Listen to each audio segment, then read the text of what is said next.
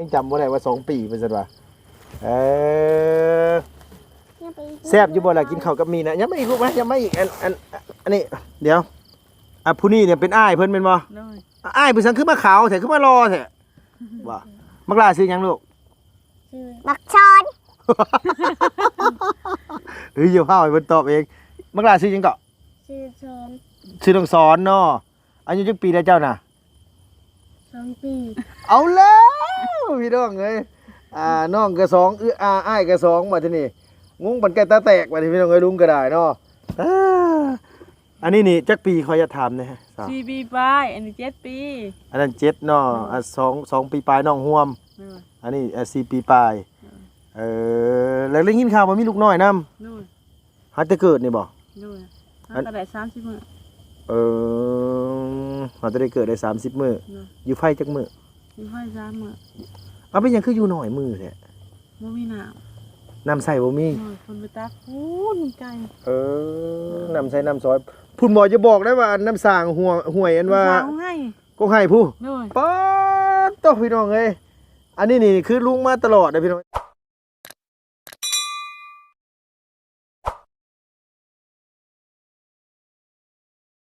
เมาป๊าดตัวมันเป็นผลสิเทลงมาอีกบ่ละบัดนี้ฮะ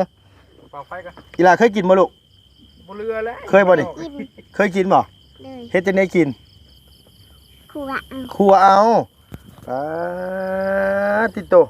พูดหน้าพี่น้องเอ้ยกินนิบก็ได้เสยบ่เสียงเว้าไทยบ้านส่งนี่แบบเว้าแบบอีหลาเลยบ่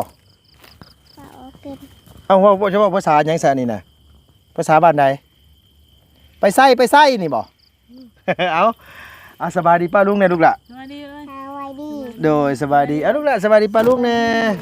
โดยสบายดีเด้อจักจักน้องหมู่นี่โดยเจ้าสบายดีเนาะ31แล้วน่ะ31โอ้เป็นน้องได้ซั่นน่ะสาวเอ้ยล่ะลุงขอ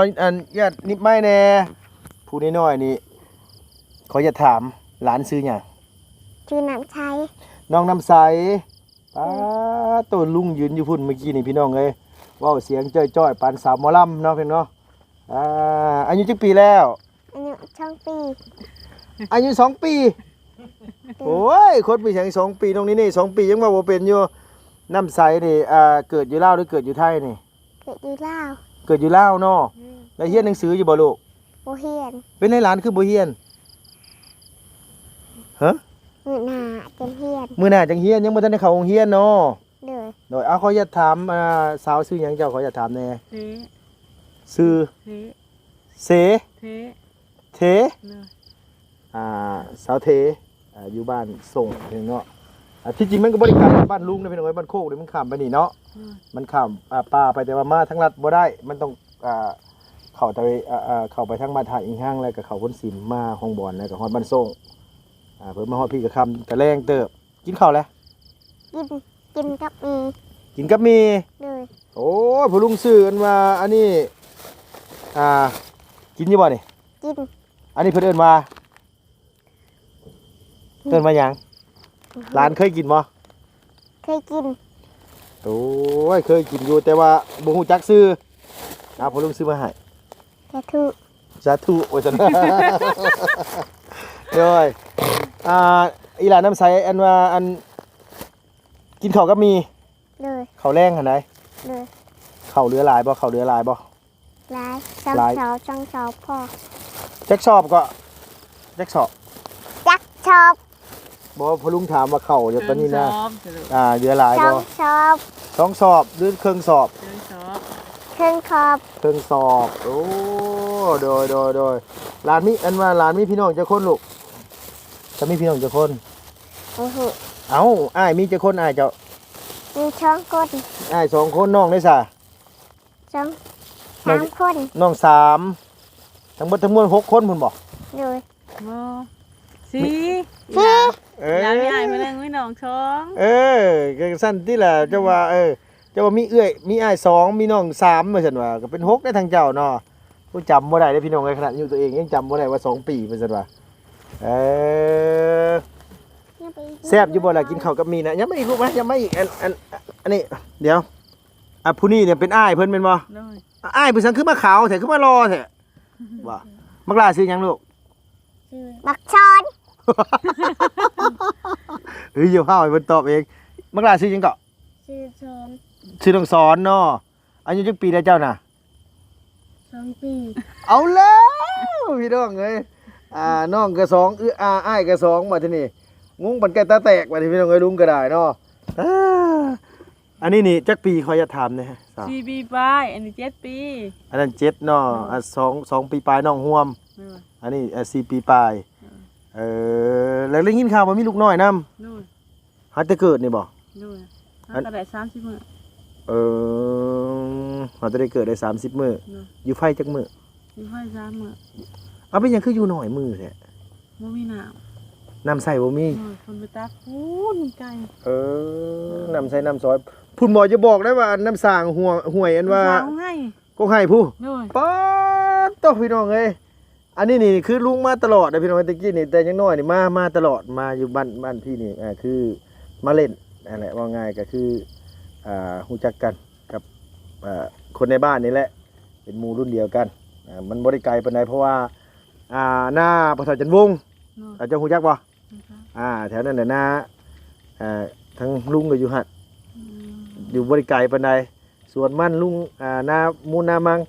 ถ้าพ่อถ้าแม่เพิ่นซื้อไว้แต่สมัยตะกี้โหเฮ็ดมันอยู่โอ้ตัวพี่น้องเอ้ยอยากให้พี่น้องเห็นแมงเมามันโมยมันออกมาบดโพนหนึงแล้วบ่อันนี้เลยอ่ะ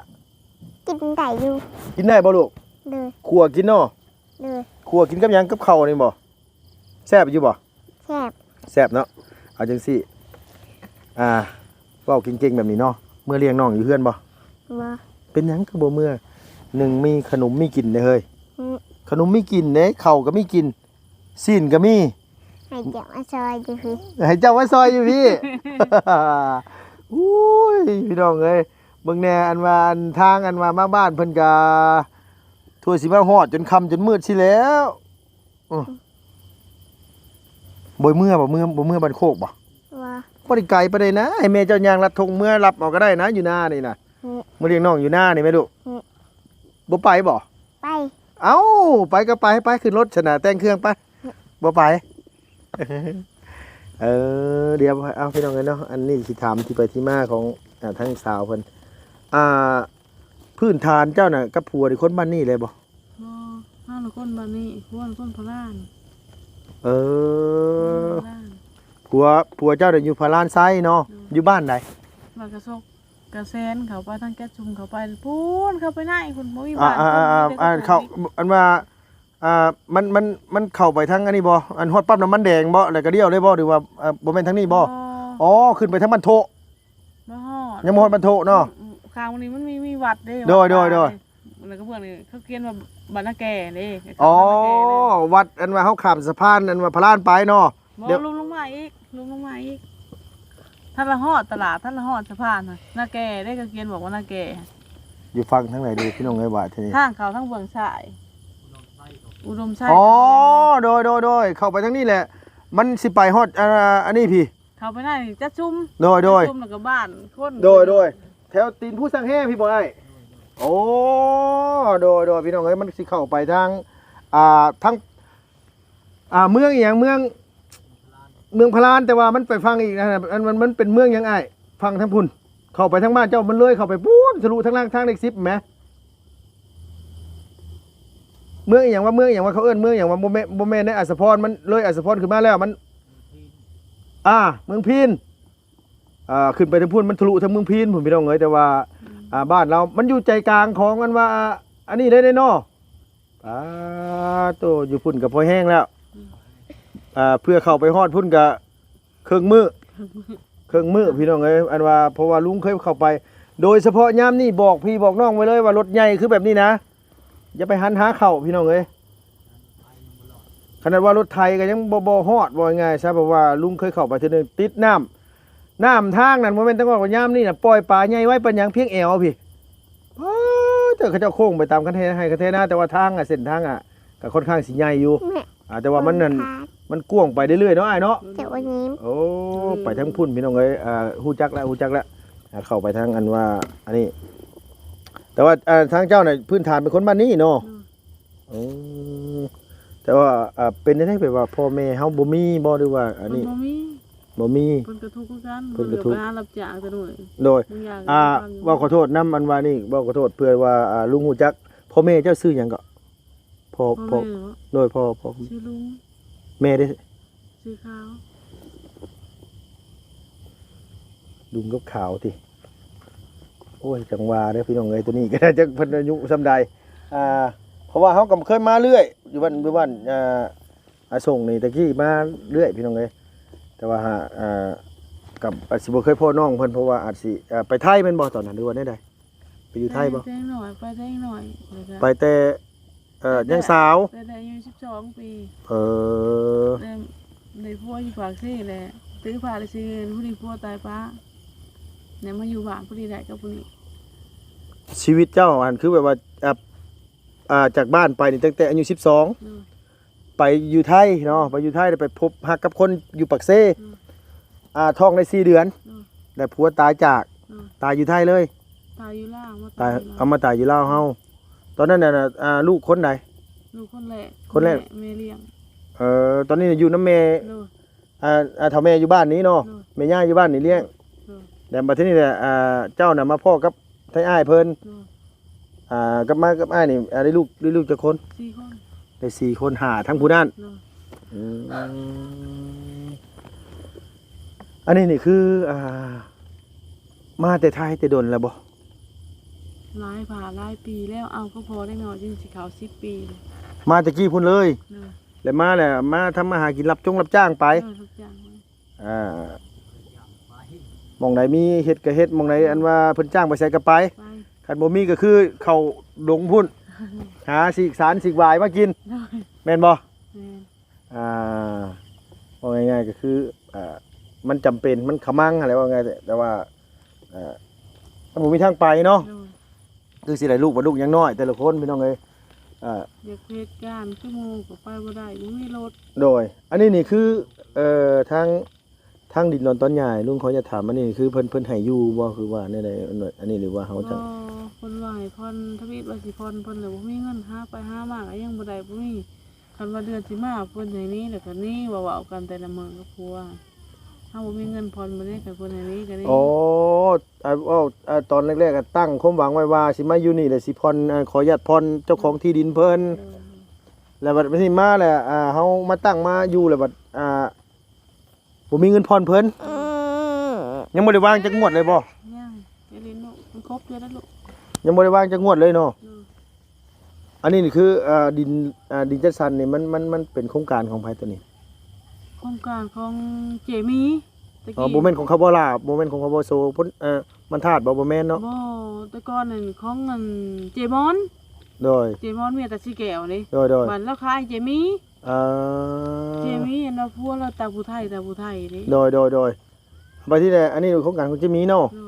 เนาะ ตอนนี้เพิ่นจะขายเท่าไหร่นี่น่ะ คันดาว45,000กันจ่ายสดกัน35,000 มาที่นี่เนี่ยเพิ่นให้เฮาดาวนะเพิ่นมีกำหนดบ่ว่าเพิ่นสิให้เฮาดาวจักปีจักอีหยังสินะ ยังบ่ได้เว้าเรื่องนี้มีที่ว่าถอกเดือนทั้งปีแต่มื้อนึงเดือนที่2น่ะ5,000หากขายคู่เดือนจนจ่ายจุบ45,000 โอ้เขาสมมุติว่าถอกเดือนแรก10,000เดือน2 5,000เดือนที่3เพิ่นก็ต้องเอา 5,000 คือเก่านะ เนาะ แล้วสิเอาใช้บ้านเฮาเมืองเฮาหาเงินเดือนหนึงสิได้ 5,000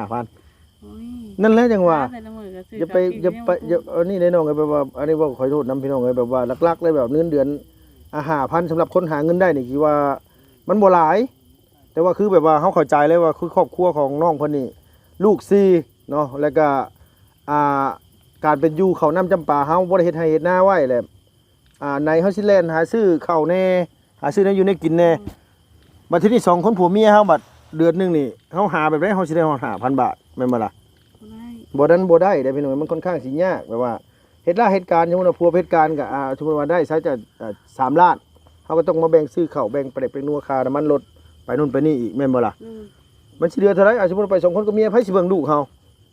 มามันเฮ็ดบ่ได้แบบว่าเพราะฉะนั้นเนี่ยคือแบบว่าคันสมมุติเฮาผ่อนไปปุ๊บแล้วเฮาบ่มีเงินส่งเพิ่นแหละเฮาจะมีปัญหาทีหลังบางคนนี่บ่ขอโทษนำจิตใจคนมันแตกต่างกันนะพี่น้องบางคนนี่เห็นคนทุกข์คนยากสงสารดูตนอยากช่วยเหลืออยากแบ่งปันบางคนเห็นเฮาบ่มีเท่าใด เห็นเฮาลำบากเท่าใดเพิ่นแฮงอยากวีดอยากเบียนเฮายังบ่มีแบบว่าคำว่าให้โอกาสให้อภัยกันหรือว่าใดๆตามแต่นะพี่น้องที่ว่ามันบ่อันนี้นะเพราะว่าฉันก็คันเพิ่นว่ากันว่าชุเจ้าวางได้มื้อนึงแหละเดือนต่อไปเลยแล้วแต่ชุเจ้าสิหาได้เดือนละ1,000 2,000 บาทหรือว่า700,000 800,000กีบก็ว่ากันไปน่ะแบบนั้นน่ะเฮาสบายใจแม่นบ่คันเพิ่นบอกว่าเดือนแรกน่ะ10,000 บาทเดือนที่2 5,000 บาทโอ้นักได้พี่น้องเอ้ยยอมรับว่านักอยู่เพราะว่าโดยเฉพาะเงินบ้านเฮามันค่อนข้างสิหายากจากแรกคันแบบว่าคือเฮามีลูกมีเต้าซะไปทำงานอยู่ไทยเนาะจักคน2คนสิสิ้นเดือนมาเขาพอได้แบ่งมาให้เฮาพอได้จ่ายค่าดินนอนต้นหญ้ามันก็ยังไคแต่ว่าอันนี้มันบ่มีที่ไปที่มานี่ยอมรับเลยว่ามันลำบากหรือว่าผู้น้อยๆนี่สิไปหาบ่ว่าซั่นนะเดี๋ยวพอลุงเขาอยากถามน้ำใสอยากได้หยังระหว่างข้าวกินเนาะแล้วก็ดินอยู่แล้วก็เฮือนเอาหยังเอาเฮือนดินเอาเฮือนไม้ เอาเฮือนไม่ เอาเฮือนไม้บ่เอาซ้ำหลังนี่บ่เอาซ้ำหลังนี่บ่ ทำหลังจูบ หลังสูง เลย เอาหลังใหญ่ๆงามๆบ่ เลย เพิ่นมื้อจะได้เข้าเรียนบ่ บ่สิเขาอยู่บ้านพ่อก็มันไกลถ้าสิเขาอยู่นี่ก็มันไกล อยู่นี่ไกลบ่ซะ ใกล้แล้วก็อยากคันว่าไปส่งลูกโรงเรียนไปเผาลูกก็บ่ได้หาเงินอีกมากกว่าบ่มีข้าวกินอีก ซ้ำนี่เฮาเอาไปเรียนอยู่โรงบอลบ่นี่น่ะดูว่าเรียนอยู่มันไปเรียนอยู่โรงบอลบ่ โดย โรงเรียนมันส่งบ่ได้มีบ่ซะ มีติดอยู่บ่อนเพิ่นไกล อยู่บนกลางพูสมมุติว่าคือแบบอ้ายเพิ่นไปแต่เพิ่นย่างไปเหมือนกันบ่ได้บ่ ได้แต่ว่า เฮาเป็นห่วง ไปแล้วเฮาเป็นห่วงเขายังบ่จักทาง โดย อีกอย่างหนึงก็ไปก็มันบ่มีเงินให้เขาซื้อกินแต่มื้อไปแงนปากหมู่ โดย อีต้นเขา แต่ว่าต้องเข้าเด้โรงเรียนจังไดก็ต้องให้ลูกเต้าเข้าแหละเพราะว่าหนึ่งมันก็เป็นพื้นฐานของความรู้นั่นแหละว่าง่ายซะยังบ่ได้แท้ๆก็ให้จบประถมซะหรือว่าจบป .5 คันว่านี่ก็ให้มันนี่ก็จบม .4 ซะมัน ว่ามันยังบ่ลงโตกันเฮามีดินมีหยังลงโตเฮาสิเอาเขาปี โดยเพราะว่าทั้งนี้ทั้งนั้นมันสมัยใหม่ยุคมันอันนี้แหละคันว่านั่นแบบยันลูกยันหลานใหญ่มาแหละมันเว้าเรื่องความรู้สินะคันว่าอันนี้มันเฮายังบ่ลงโตเนาะดินนอนต้นหญ้าเฮาก็ว่าไงว่าเฮายังบ่มีที่พักที่อาศัยเป็นหลักเป็นแหล่งที่แท้จริงนั่นแหละเนาะพี่เนาะเนาะทางบริเพิ่นเข้ามาว่าแจ้งทางครอบครัวของสาวเราว่ามีเงินมาสมทบแล้ว9,000 กว่าบาทว่าซั่นว่าพี่น้องเอ้ยแต่ว่ามันยังขาดอยู่26,000 บาทเนาะถ้าว่าพี่น้องหรือว่าผู้ใหญ่ใจดีอยากช่วยเหลือว่าไงซะเอาซี่ซะก็คือเฮาอยากให้ทางสาวเรามีดินดอนต้นหญ้าอยู่ให้มันเป็นรากเป็นแหล่งคันว่าเฮาสิเจาะน้ำเจาะในเฮาก็เว้าง่ายว่ามันเป็นดินดอนต้นหญ้าเฮาแล้วเฮาสามารถเฮ็ดได้เนาะปลูกผักปลูกหญ้าก็ได้ว่าง่ายว่าอย่างน้อยๆก็บ่ได้ขายก็ได้ให้ลูกกินซะพี่น้องเลยว่าง่ายก็คือพอได้ให้ทางลูกหลานมีเนื้ออยู่เนื้อกินหมักแตงหมักเต้าหมักทั่วหมักอหยังก็ว่าไปยกตัวอย่างคันสมมุติว่าเฮามีดินร้อนต้นหญ้าเป็นของตัวเองมีหมองอยู่หมองเศร้าเป็นของตัวเองแหละก็จะหาเงินได้มาเล็กๆน้อยๆก็ซื้อไก่ซื้อเป็ดมาเลี้ยงพอได้ให้น้องนุ่งลูกหลานได้กินสินะพี่น้องมันอยู่นอกหมู่อยู่มันก็สิบ่ค่อยมีปัญหาปานใดเรื่องไก่ไปลูกหลานเหยียบข้าวเหยียบน้ำหมู่มันก็สิบ่มีว่าไงซะปล่อยเขาสวนมันสวนหยังอะไรก็มันกินคือจังซี่แหละยามแมงมุมแมงเมาลงมาสิมันก็หากินไปแล้วก็แล้วไปเนาะน้องเนาะอันนี้ว่าไงก็คือไก่กาหน้าหุ้งมันมีจักโตเลยเบิ่งนี่เนาะนี่ทานว่าได้ดินได้เลื่อนได้น้ำมาด้านเลยอย่าได้เงินจะก่อนนึงมาลงทุนซื้อไก่ พอได้แก้ไข บ่ได้แก้ไข มันอันนี้นี่คือลักๆนี่เนาะพี่น้องแปลว่าคือคนเฮาบ่มีภัยดอกอย่างอยู่ซื่อๆก็ว่าไงมันยกตัวอย่างก็คือสัมผัสได้ว่าน้องเพิ่นกับทั้งขวนน่ะจะดิ้นรนยันว่าหลักๆก็คือครอบครัวเฮาลูกยังน้อยนั่นแหละคันบ่กินบัดสิให้ลูกไปแงนปากหมู่หรือว่าไปซ่อมหมู่ก็มันก็บ่แม่นอีกว่าง่ายก็คือสิอันนี้มันก็ต้องดิ้นรนคันว่ามันมี น้ำมีในมีดินมีดอนพอเลี้ยงไก่เลี้ยงกาไปเฮาก็เลี้ยงไปเนาะพอได้แก้ไขว่าไงซะ ไก่กับแบ่ น้อยบอกพูดว่าสัตว์เลี้ยงนี่มันเฮ็ดได้หลายอย่างอะไรเพียงเนาะมันอยู่นอกสินี่มันบ่ค่อยมีปัญหาดอกกันอยู่ในบ้านน่ะมันพื้นที่มันน้อยแต่เฮาเลี้ยงบ่ได้ เลี้ยงได้หญ้าก็หลายเด้ น้อยมันบ่อึดแนวกินว่าง่ายซะอยู่แถวนี้มันเบิ่งเนี่ยมันอยู่นอกบ้านหมู่มันก็โอเคอยู่ หวังว่าสิได้เงินสมทบซื้อดินไว้พี่น้องเอ้ยอันนี้ก็ทางทีมงานทางบ่อเสียงก็เข้ามาแล้วก็ทางบอลี่เนาะพี่น้องลุงก็เข้ามาเทื่อแรกเลยนี่นะก็ทางบอลี่เพิ่นชวนเข้ามาเทื่อแรกเลยก็มาแล้วเห็นก็โอ้ยเนาะมาพ่อแล้วสาวหมอลำอยู่นี่ใหญ่ขึ้นไหมจะเป็นหยังใหญ่ขึ้นไหมอะไรเป็นหยังฮะ ยายขินมา โดย โรงเรียน อยากไปโรงเรียน โดย โดยอยากไปโรงเรียนใหญ่จากเป็นสาวแล้วอยากเป็นหยังเป็นสาวแล้วบัดนี้ เป็นเช้า สมมุติเป็นสาวแล้วอยากเป็นหยังต่อไปบัดนี้เหลียวเบิ่งหน้าแม่พี่น้อง ยังคิดบ่ได้ดอกซับนี่นะซับนี่เนี่ยมีแต่กินเล่นนอนเท่านั้นแหละพี่น้องเอ้ยมีกินก็กินคันบ่มีกินมื้อไรล่ะเป็นเรื่องพี่น้องเนาะให้บ่แม่นหยังดอกอยากกินแล้วก็บ่ได้สนได้ว่ามีบ่มีคันได้ว่าได้อยากแล้วบ่ได้สอได้ว่าพ่อแม่มีบ่มีข้าวกินนี่ให้อย่างเดียวได้เนาะเอ้ามันเล็กน้อยมันก็ฮู้อยู่ว่ามันเป็นแนวใดเด้ เลี้ยงกินแล้วก็หายา โดยอยู่ป่าสินี่ได้กินขนมเรื่อยอยู่บ่ ได้กิน บ่ไผเอามาให้กินไผเอามาให้กินลูก เราเชียก บ่เสี่ยง ตะกี้ แต่ ตัวอื่ บ่ น นี่ บอลี่ให้ โดยคือสิจำได้แต่บ่เสี่ยงเลยเนาะเมื่อกี้นี่อันผู้จิตุ้ยน่ะแม่นไผ เออ เฮาผู้จิตุ้ยเมื่อกี้ซื้อหยังซะ บ่นี่ บอลี่ บ่ลี่บ่ เออ คันมื้อหน้าเด้ออันผู้รอๆกันมานี่แม่นลุงเฮิมเด้อว่าจังซี่เด้อ เออ โดยเดี๋ยวอันผู้นั้นกับผู้นี้ไผงามกว่ากันไผงามกว่ากัน ไปงามเนาะ ไผงามไผงาม ไปงามวันนั้นก็ไป นั่งเจี๊ยบลูกอะ ไผงาม น้องเฮิมงามบ่ ยังไผงามกว่า หลากะสิบอกเพิ่นไม่ไปงาม ไผงาม คือนี่ ผู้นั้นงามกว่าเนาะ เอาตอนแรกก็ว่าสิเอาเงินให้อยู่บอลี่งามเลยบัดนี้ผู้เด้อไปเอาเงินบอลี่ผู้เด้อบอลี่เอ้ยลูกหลานบอกว่าเจ้างามเจ้ามาเอาเงินให้หลานเด้อนี่เด้อโดยอยู่เป็นขนาดเห็นเงินบอลี่หลายเด้เมื่อกี้บอลี่เอาเงินมาแจ้งสมทบเนาะลุงก็บ่ได้มีหยังเด้ออันนี้ลุงซื้อแนวกินมาให้เด้อ เด้อ อันนี้เป็นซั่วไก่เด้อลูกเด้อกับไข่พะโล้ เด้อ น้อยๆสำเจ้าน่ะกินไว้ใหญ่ไว้จะได้เอาน้องได้กับให้แม่ไปเฮ็ดเวียกเฮ็ดงานพี่น้องเอ้ย ผมไป เอาอยู่บ่เงินซื้อขนมนี่ เอา เอาบ่ เด้อ ร้องเพลงให้ฟังหน่อยก็จะเพลงไป โอ้ เพลงหยังอีหลาร้องได้เนี่ย บ่ได้ เฮ้อ หลายเพลงใหม่ ได้เพลงใหม่ เด้อ เพลงหยังร้องบ่รู้ เพ ว่า ลงตู้เย็น เพลงตู้เย็นเอาเพลงตู้เย็นแบบใด เพลงยังไงเรื่องร้องมันไว้ โอ้โห เอาแล้วพี่น้อง เอา เอ้ย ได้ ร้องบ่ได้ซ้ำเอาว่ามีแต่ลุงสิมื้อได้ลุงมาคำแน่เนาะยันน้องอยากกินข้าวอยู่เฮือนพุ่นเนาะไปมื้อนึงน้องอยู่เฮือนบ่ ว่า เป็นหยังไปโดนนะเนะ ยันจะว่ามาส่ง โอ้เป็นหยังสิบ่มาส่งมื้ออื่นเช้านี่สิพาขี่รถเลาะมาตามกระแทหน้าอยู่บ้านนี่นั่งจุ๊บเจียลูกหลานนั่งจุ๊บเจียคำแพง นางนี้ลูก ได้โอเคเมื่อยได้ขนาดนั่งหลายอะไรก็ได้นี่หน้าผู้ลุงอยู่นี่อยู่ข้ามป่าไปเจ้าเคยไปบ่ไปทางนี้เคยบ่ เคย ร้านเคยไปอยู่บ่อยู่นี่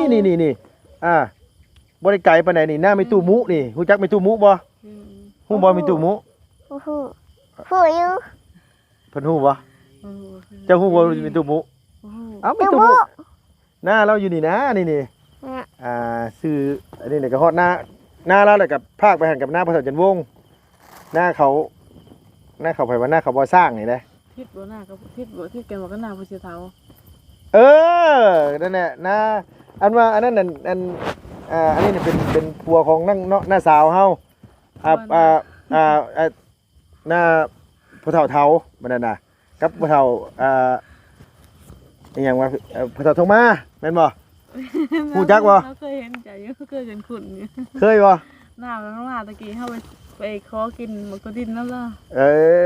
ดูแถวนั้นแหละหน้าเฮาก็อยู่แถวเดียวกันหมดแหละอันนั้นหน้ามูหน้ามังมีแต่พี่แต่น้องเขาปุ๊ดถีบเลยน่ะตั้งแต่นายพรมเตี้ยนี่จะฮู้บ่ตีนลงนี่ น่าบ่เปลี่ยนดินดงนี่วะ ตีนลงนี่ตีนลงใกล้ๆหน้าไอ้สร้างนี่ข้ามไปฝั่งนั้นข้ามไปฝั่งนั้นก็แม่น เห็นอยู่เดียวมันแปลนนี่ แม่นมันแปลนมีแต่บ้านเจ้านี่แหละเข้าไปหาหน่อไม้ฮักเต็มอยู่ที่นั่นน่ะจังว่าเจ้าชอบไปจักไปหาหน่อไม้มาขายเลยน่ะ มีแต่ว่าผู้ลุงเอาให้เด้อใบหยังนี่อีหล่าฮู้บ่หลานฮู้บ่น้ำใสฮู้บ่ว่าใบหยัง เอาแล้วเดี๋ยวเสียเรียกเบิ่งมันมีอยู่นี่มันพี่น้องเลย เดี๋ยวดึงผมน่ะ เบิ่ง2ใบนี่เอาใบใด2ใบนี่ ใบนี้ โอ้โกเอาให้เลือกไหมให้เลือกไหมเอาให้เลือกไหมยิบถืออยู่พี่น้องเลยเอาใบนี้ก็เอาเลยไปเอาเฮ็ดจังเดียวเฮ็ดจังได๋เอาเฮ็ดจังได๋เอา สาธุ สาธุ เอาบ่ไปซื้อขนมบ่เอาให้แม่ก่อนบ่ อืม โดยแหละ โอ้ยลูก พี่น้องเอ้ยพอดีเป็นแต่สร้างโหยง่ายซะปากเกี้ยงๆซะโอ้ยเนาะบ่ดีเนาะเมื่ออันสู่กับอันน้องนี่น้องอันว่ายุริอยู่เฮือนเด้ โด พี่น้องแมง ไป เมา จับขึ้นรถเลยไป ไปอุ้มเมาพี่น้องเอ้ยเอาโอเคเอาสบายดีป้าลุงก่อนเอาสบายดีป้าลุงก่อนเด้อลูกหลานเด้อ สบายดี โดย นึกว่าน้อย สบายดี โดยอันนี้พี่น้องเนาะกล้าแสดงออกแบบกล้าเว้ากล้าปากนำเฮาแหละบ่ย่านคนแบบว่านึกตัวอย่างคันว่าอยู่ทางเหนือเพิ่นก็น้องไส้เลยนี่น่ะ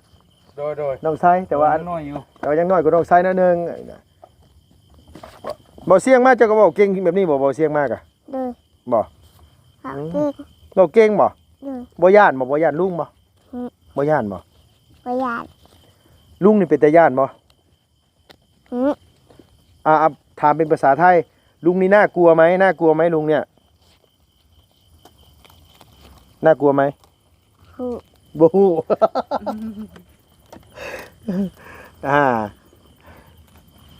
ไปแล้วบ๊ายบาย บายบาย เนาะผู้อ้ายบัดขาวๆใช่ล่ะเนาะผู้อ้ายนี่คือพ่อบ่ พี่พอ ผู้นี้นี่คือแม่นี่นะบ่ เด้อ เอ้ยไปได้พี่น้องเอ้ยนี่กับปูแมงเมาเบิ่งขออนุญาตลูกเอ้ยโอ้เสียอย่างเดียวบ่ได้เลี้ยงไก่แล้วเขาเลี้ยงไก่นี่ปะโถซ้ำสิกินพี่น้องเอ้ยไก่เนาะ มึงในปีกมันน่ะ โดยขนาดบ่ได้นี่ได้บ่รีมึงเนี่ย มุดแล้วสิตึกนี่มันนี่หา หมดว่าเลยจริง อันนี้นี่คือมันสิไตเขาฮู้มันคือเก่าได้นี่เนาะ แมงเมาออกนี่พลสิเช่าหรือพลสิตกคือ มันบ่เกี่ยวว่าสิเช้าหรือสิตก เกี่ยวบ่มันตั้งออกบ่ มัน มิตรบดแล้วกินมัน ไปเด้อมือป้าเด้อโดยเอามือเด้อสาวเด้อฉันเด้อเอาสบายดีเด้อโดย คือโทรศัพท์ นี่ มาลูกมาเอาไม้พวกลุงเนี่ยมาละมาโตไปบ่น้ำใสไปบ่ไปบ่ลูกเดี๋ยวนะไปเมื่อเอาน้องอยู่เพื่อนไป พอดีได้สำกับเอเบลพอดีเลยพี่น้องเอ้ยนี่สำลูกบัวเสียงเลยอันนั้นก็ว่าแจ้วคือกันและอันนั้นก็ได้เอาน้องพี่น้องสำหรับคลิปนี้ก็มาคำมาแรงเนี่ยช่วงค่ำมืด เด้อไอ้เด้อ เมื่อเด้อไอเด้อ เด้อ โดยโธ่เพื่อมาฮอดพี่เนาะพี่น้องคำมืดตื่นตาพี่น้องเอ้ยนี่ไหนก็ตามแต่เนาะพี่น้องฝากครอบครัวอันทั้งอันน้าสาวแล้วแน่พี่น้องเอ้ยแล้วก็คือเห็นนั่นแหละอยากได้ดินนอนต้นหญ้าบ่ซั่นว่าเนาะมาอาศัยที่ทางของผู้อื่นอยู่แล้วก็วสิพรที่พรทางแล้วบัดทีนี้แหละบ่ง่ายกำลังนั่นแหละเนาะพี่น้องเรื่องเงินเรื่องทองการทำมาหากินเฮามันบ่พร้อมคันสิพรก็ยันว่ามันสูญเสียถิ่มปะเงินซื่อๆว่างไปแล้วเฮาบ่มีเงินจ่ายบางคนก็เพิ่นอยากได้เงินได้ทองเพิ่นก็เว้าไปอีกเรื่องนึงเนาะพี่น้องแต่ว่าอันนี้ทั้งนี้ทั้งนั้นก็แล้วก็คันว่าบ่มีเงินว่างก็มื้อหน้าหา6มาคันเพิ่นอยากให้ออกก็ต้องออกไปว่าซั่นว่าโอ้ยพี่น้องเอ้ยเนาะสมมุติว่าเฮาได้ดินตอนหญ้าแล้วเฮาเจาะน้ำเจาะในให้เราจบเจือพี่น้องเอ้ยมีหม่องอยู่หม่องเซาเป็นหลักเป็นแหล่งคันว่าเลี้ยงไก่เลี้ยงกานี่ก็พออยู่ได้พี่น้องเอ้ยนี่น่ะเพราะว่าหยังมันอยู่ไกลหมู่แล้วมันก็สิไก่กาหน้าหุ้งเฮาก็บ่ไปรบกวนหมู่มันก็สิอยู่ได้เนาะพี่น้องฝากแน่ก็แล้วกันพี่น้องเอ้ยอีหลาน้ำใสเฮาเด็กน้อยเป็นแต่แพงผู้หนึงนั่นแหละน้องเพิ่นก็ตอบโตดีเนาะพี่น้อง คันเฮาบ่ซอยเฮ็ดแบบนี้คันบ่เฮ็ดแบบนี้เฮาสิไปซอยจังได๋พี่น้องเอ้ยเนาะฝากพี่ฝากน้องไว้นํกันอันนี้ก็ได้สำหรับคลิปนี้เมื่อก่อนเด้อพี่น้องเด้อมืดหูมัวตาแล้วค่ำมืดแล้วเนาะพี่เนาะแต่ก็อยู่ดีมีแห้งอย่าเจ็บอย่าจนลำไปรวยสุขภาพแข็งแรงผู้ใหญ่จะดีเบิดสุขุสุคน FC บ่สุทานขอบคุณหลายๆพี่น้องไปแล้วบ๊ายบายสบายดีเด้อ